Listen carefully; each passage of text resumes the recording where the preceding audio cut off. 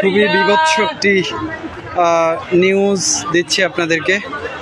সেটা হচ্ছে এখান থেকে প্রচুর মৃত মানুষের গন্ধ পাওয়া যাচ্ছে, প্রচুর মৃত মানুষের গন্ধ পাওয়া যাচ্ছে।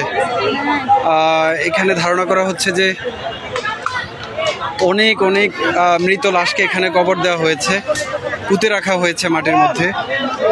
এখন প্রচুর গন্ধ আসছে এখান থেকে, মানুষ ঘুরে ঘুরে দেখছে কোথায় কি আছে। প্রচুর এখানে গণকবর দেওয়ার শঙ্কা করা হচ্ছে। প্রচুর প্রচুর অনেক গন্ধ বেরোচ্ছে এখান থেকে। এই জায়গাটি হচ্ছে গণভবনের ভেতরের সামনের সাইড।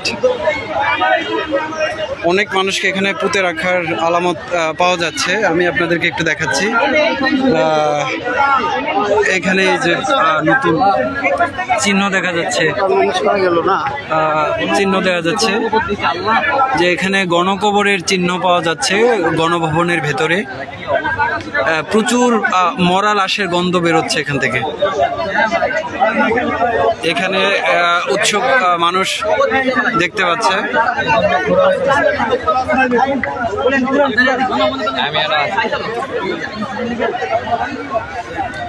অনেক লাশের গন্ধ বেরোচ্ছে এখান থেকে।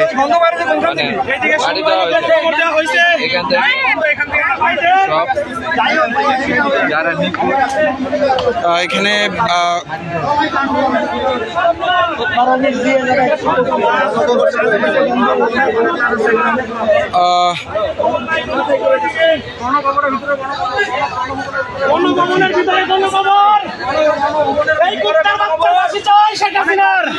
ভাই এখানে আপনি কি শঙ্কা করছেন?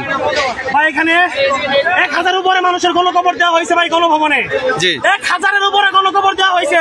এই স্বৈরাচারী সরকার আমাদের ছাত্রদের গণকবর দিচ্ছে, সাধারণ মানুষের গণকবর দিচ্ছে। ওরা ফাঁসি চাই, ফাঁসি। ওর কুত্তার মতো পিটাই মারতে চাই আমরা জনগণ। বলার নাই।